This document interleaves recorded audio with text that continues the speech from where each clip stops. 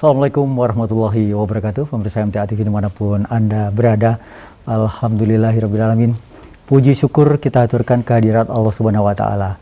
Siang hari ini kita bersua lagi di acara yang menyajikan perjalanan hidup manusia sehingga kita bisa memperoleh nilai-nilai atau kita bisa ambil hasanah atau kebaikan yang ada di dalamnya. Inilah acara Hikmah. Salawat serta salam semoga tercurah kepada junjungan kita Rasulullah Muhammad Sallallahu Alaihi Wasallam beserta para keluarga, para sahabat dan para pengikut penegak sunnah-sunnahnya.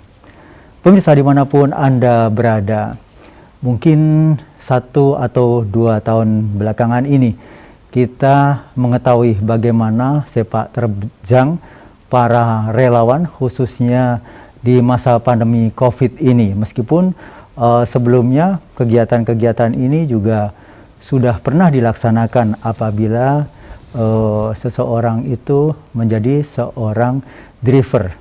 Driver apakah itu? Benar, driver ambulans. Kali ini ada tamu kita, para driver ambulans yang saat ini telah hadir di studio MTA TV. Kita langsung saja berkenalan dengan beliau-beliau. Yang pertama di sebelah kiri saya ada Mas Sukalis. Assalamualaikum warahmatullahi wabarakatuh, Mas Sukalis. Ya, waalaikumsalam warahmatullahi wabarakatuh. Bagaimana kabarnya siang hari ini? Alhamdulillah baik, Pak.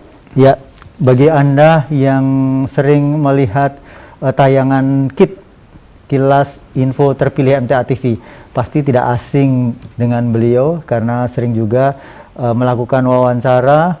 Beliau sekaligus menjadi kontributor MTA TV ketika Lumajang ada erupsi Semeru. Beliau pun juga melakukan aktivitasnya sebagai reporter di Lumajang sana. Kemudian di samping beliau ada Mas Suparjo. Assalamualaikum warahmatullahi wabarakatuh, Mas Suparjo. Waalaikumsalam warahmatullahi wabarakatuh. Bagaimana kabarnya untuk siang hari ini? Alhamdulillah baik. Sehat ya? Sehat, alhamdulillah. Alhamdulillah, ini beliau sangat luar biasa karena di masa pandemi mungkin sekarang saya tidak tahu apakah masih juga menjadi koordinator di relawan Rumah Sakit Umum Mordi. Ya, kalau di rumah sakit kami sudah di-off-kan. Istirahat sejenak gitu. Mudah-mudahan nanti tidak ada lonjakan lagi begitu. Iya. Karena ini landai dan semoga memang tidak ada gejolak virus COVID lagi, begitu ya. Iya. Baik. Kemudian di samping beliau ini ada Pak Gandung. Ini dari wilayah Daerah Istimewa Yogyakarta. Pak Gandung, Assalamualaikum warahmatullahi wabarakatuh. Waalaikumsalam warahmatullahi wabarakatuh. Alhamdulillah, bagaimana kabarnya? Ya, alhamdulillah rabbil alamin, sampai saat ini masih diberikan kesehatan, sudah sampai di studio MTA TV untuk berbagi. Alhamdulillah, iya. Dari bertiga, Pak Gandung yang terjauh karena beliau domisili ada di Daerah Istimewa Yogyakarta. Dan kesibukan beliau ini memang sudah luar biasa di kesehariannya. Beliau Mas Kalis adalah seseorang yang bermaisa atau memiliki pekerjaan. Bagi Anda yang membutuhkan suplai energi, maka beliau memiliki My Susu. Beliau saat ini berjualan susu murni ya, susu sapi murni ya. Ya, di mana Mas Khalis? Di Jalan Yosudarso, sebelah selatan Gemblekan. Oh, perempatan Gemblekan ya. Di sepandang jalan yang sebelah timur jalan. Iya, betul. Baik. Kalau Mas Parjo ini juga sebagai driver biasanya mengantarkan atau menderek para ustadz guru daerah ini ya. Iya. Ke daerah-daerah, bisa Pacitan, bisa Kebumen dan lain sebagainya. Kemudian Pak Gandung ini juga ternyata juga memiliki jasa persewaan sound system ya. Meskipun beberapa waktu ini masih banyak off-nya begitu ya Pak ya, karena juga perhelatan-perhelatan belum digelar secara maksimal.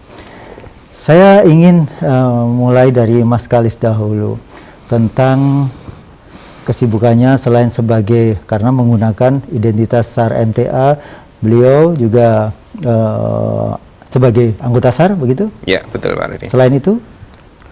Ya, ada sebagai satgas juga. Satgas juga. Ya. Tapi ini kelihatannya dari satgas nanti dihentikan dulu, kita khusus di SAR karena SAR juga banyak kegiatannya begitu Pak Rudi. Ya. Dan juga saat ini yang terbaru di kalangan para relawan utamanya SAR adalah OTT ya. Ya. Ini setelah era COVID ini selesai, ini kok tawon Vespa Afinis ini muncul kembali gitu loh. Yang saya herankan, waktu COVID itu ramai, tidak ada. Tapi setelah COVID reda, melandai seperti ini, itu tawon Afinis ini keluar lagi. Bahkan laporan-laporan sering terjadi laporan-laporan itu. Ya. Apa tawon ini juga terkena COVID? Nggak tahu juga. Iya, saya juga tahu. Tapi mudah-mudahan ini sesuatu yang baik ya. Karena mendingan kita tangkap tawon daripada tangkap orang yang kena korban COVID. Ini setelah COVID reda itu melandai. Ini bener ada laporan tawon-tawon di mana-mana gitu. Di khususnya Solo Raya itu banyak sekali. Dulu waktu ada COVID rame-ramenya nggak ada laporan. Mungkin karena disebutkan dengan COVID juga nggak tahu. Bisa jadi ya. Jadi sekarang sudah mengembangkan rumahnya lebih besar lagi begitu lawannya kali ya. Ya, bagaimana mengawali sebagai seorang driver ambulan utamanya? Itu mulai kapan Mas Kalis? Kalau saya itu kan di perwakilan, kan kita istilahnya siapa yang bisa driver gitu kan, kita ya otomatis nama-nama disebutkan. Perwakilan di sini? Perwakilan Sukarjo. Oh, Sukarjo. Nah, perwakilan Sukarjo. Nah, terus ya untuk kalau ada apa-apa para driver untuk bisa ya untuk mengambil pasien atau sekedar mengantarkan pasien begitu.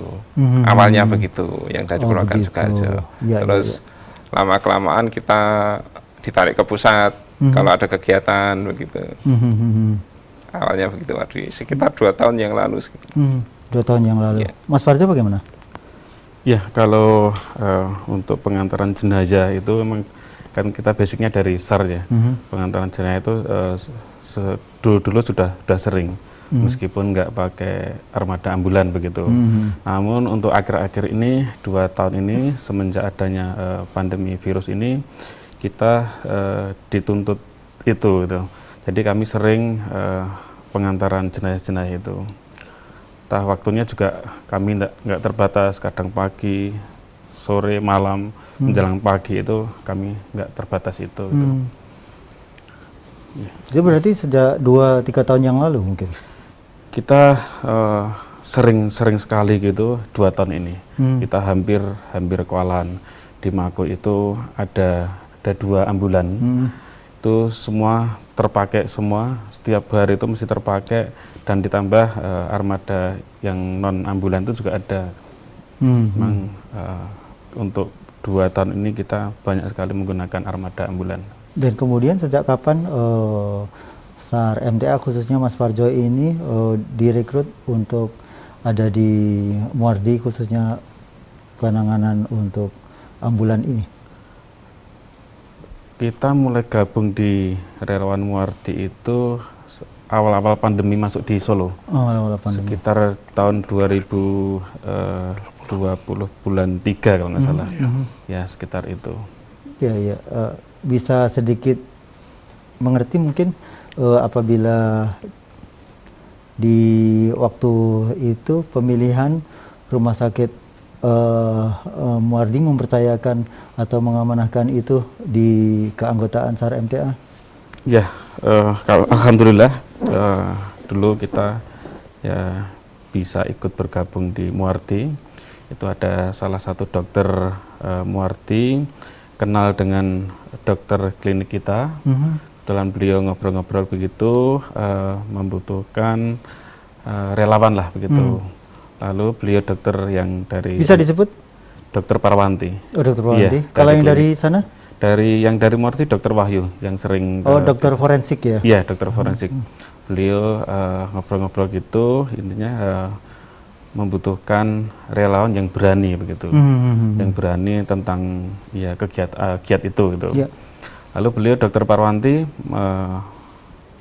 menyampaikan ke komandan kami, Pak Ali Akbar, lalu Pak Ali Akbar minta izin ke pengurus pusat, lalu kami diizinkan, ya kita bergabung ke Muarti begitu. 2020 itu ya? Iya, 2020 awal. Itu yang kami tangani itu, awal-awal kami giat itu, kasus pertama kali yang masuk di Karanganyar. Jadi Karanganyar ada yang meninggal pertama kali COVID, kami sudah ikut gabung di Muarti. Ya. Di pertama kali COVID muncul di Solo, Iya. itu ada di Semanggi sini ya? Betul, iya. Semanggi, itu belum ya? Itu belum. Oh, belum. Baru setelah itu dari pihak rumah sakit memikirkan gitu, membutuhkan relawan begitu. Dan kebetulan, alhamdulillah kita di Muarti itu kalau di Jawa Tengah satu-satunya yang ada relawannya begitu. Tapi se-Indonesia itu kita nomor 2, yang rumah sakit yang ada relawannya begitu. Relawan Maksudnya, tentang pengantaran jenazah itu. nomor 2 itu bagaimana? Yang pertama kali yang ada relawannya itu di Jakarta, rumah sakit Jakarta. Ya. Ya. Dan waktu itu apa sih yang harus disyaratkan sebagai seorang driver ambulan yang di situ menangani penjemputan atau penguburan pasien COVID? Kalau awal-awal kita di Muarti belum masuk di drivernya. Oh, Ya, kalau awal-awal kita ya pemakaman. pemakaman. Iya, pemakaman COVID itu. Lalu selama ya sekitar setengah tahun lah begitu, mungkin drivernya agak kewalahan begitu.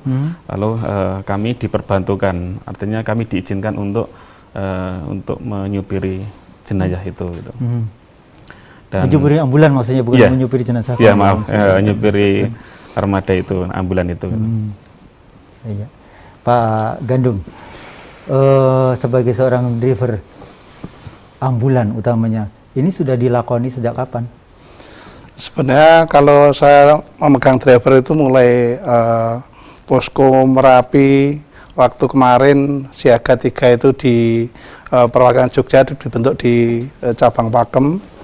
Saya waktu itu standby di posko selama 3 bulan.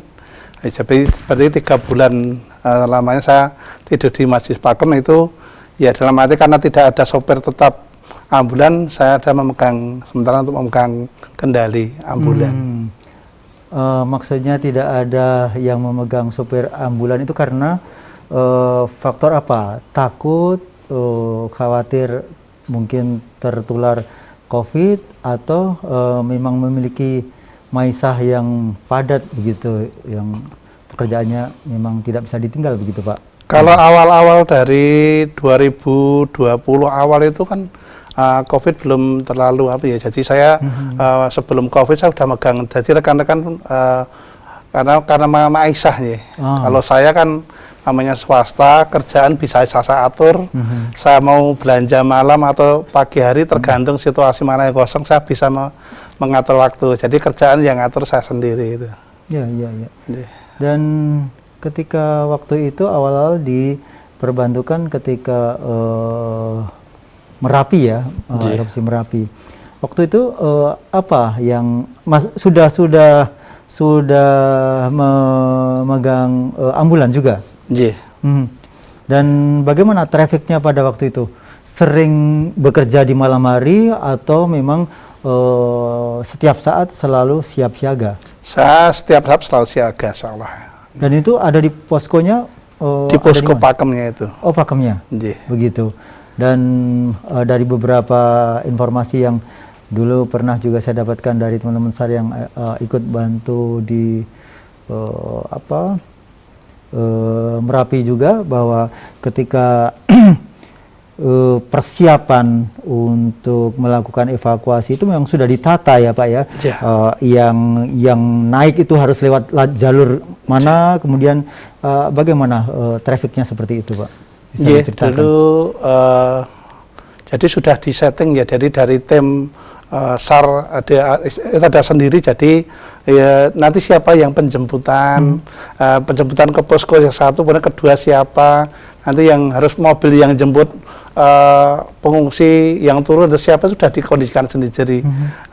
Dan Bankom untuk istilahnya saya juga sebagai anggota Bankom juga itu selalu memantau perkembangan di sisi utara. Kita sampaikan di sisi tengah, kita sampaikan ke posko. Jadi kita selalu antara waktu itu SAR sama Bankom selalu kontribusi, jadi selalu bersinergi gitu loh, kerjasama gitu. Ya, dan kemudian ketika mungkin waktu-waktu yang benar-benar genting itu antara naik dan turun itu kecepatan penuh begitu Pak? Ya waktu itu memang kita baru istilahnya baru apa ya, kalau masalah Merapi kita waktu itu belum terlalu ramai ya karena baru pengungsian belum terlalu banyak. Saya memang waktu saya paling sibuk adalah di COVID ini. Kalau ambulan waktu itu kita masih siaga, jadi belum banyak bekerja. Kita kerja kerasnya yaitu antara bulan ini Juni, Juli, Agustus 2021 ini maksimalnya. Ya, jadi waktu itu status Merapi masih siaga ya, belum sempat awas ya. Alhamdulillah semoga ini juga bisa terkondisikan dengan kondisi siaga saat ini meskipun juga lelehan larva maksudnya lava itu juga sudah terjadi sampai saat ini. Ya, kemudian mungkin dari beberapa hal yang bisa disampaikan di sini dari bertiga, mungkin bisa juga saling menyahut begitu. Dari Mas Kalis, ketika waktu itu menjadi seorang relawan yang harus menguburkan pasien COVID itu sendiri, atau waktu itu mengantar pasien yang harus swab dengan kondisi yang belum pasti begitu. Awal-awal yang dipersiapkan Mas Kalis itu apa? Ya, kita awal-awalnya itu yang penting Bismillah, kita safety, istilahnya bisa aman begitu aja. Kalau kita safety, kita akan aman dulu begitu. Semua prosedur dilakukan ya? Semua prosedur dilakukan dari hazmat, kemudian semua peralatan kita pakai, kita anggap aman, terus kita siap dengan segala sesuatunya, terus langsung kita bisa untuk istilahnya mengantar jenazah ya, mengantar pasien, kita tenang dulu gitu. Waktu pertama kali Mas Kalis mengantar pasien swab atau apa yang dilakukan sebagai pengemudi ambulan? Ya, kita pakai hazmat komplit itu. Nah, waktu itu yang diantar yang dilakukan dengan ambulan itu mengantar pasien swab antigen atau PCR? Oh, kita langsung mengantar ke rumah sakit. Langsung itu satu keluarga ada. Oh, karena positif sudah ya? Positif semua. Sudah ya, positif. kita langsung pakai hazmat komplit semua, terus kita antar ke rumah sakit. Itu gimana Pak ya? Kalau istilahnya itu kayak yang bikin takut itu kalau kami mengantar itu kayak istilahnya nanti selamat atau tidak gitu loh. Maksudnya selamat, yang selamat pasiennya atau Mas Kalis yang selamat? Maksudnya? Itu pasiennya. Oh, pasiennya. Kalau kita sih sudah siap segala sesuatunya, tapi kalau pasiennya tidak selamat itu kita kayak gimana gitu. Oh, jadi kondisi pasien ini bermacam-macam ya? Macam-macam. Itu ada yang kondisinya benar-benar drop begitu, ada yang memang sebenarnya hanya baru gejala begitu ya? Iya, betul. Oh. Itu yang istilahnya yang ibunya pernah itu satu keluarga. Terus ibunya itu sudah parah, bapaknya ya masih agak kuat, terus anaknya yang perempuan ya sudah agak gimana, sudah istilahnya sudah lemes gitu loh. Nah itu kita antar, kalau kita antar sudah sampai rumah sakit, kita pulang kalau ada yang tidak selamat itu kayak gimana gitu. Dan waktu itu ya di satu keluarga itu kebetulan warga MTA atau bukan waktu itu? Bukan ya? Bukan. Dan itu yang sepertinya jadi beban begitu ya? Iya, betul. Iya. Dan pernahkah terjadi juga di pertengahan jalan meninggal?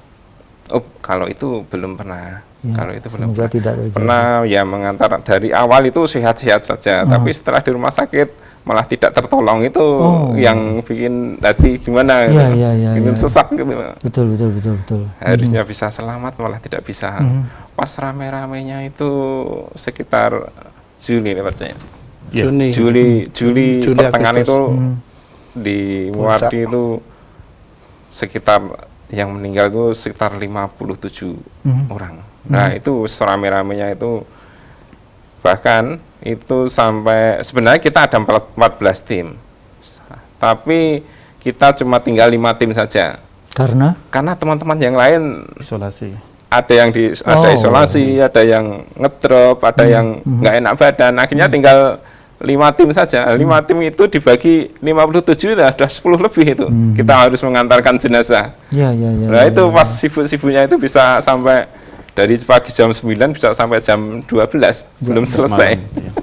Ya, baik Mas Parjo, Mas Kalis dan Pak Gandung, kita akan lanjutkan bincang kita di siang hari ini karena sepertinya saya perlu waktu 2 atau 3 jam sebenarnya, tapi ini harus saya ringkas padatkan begitu.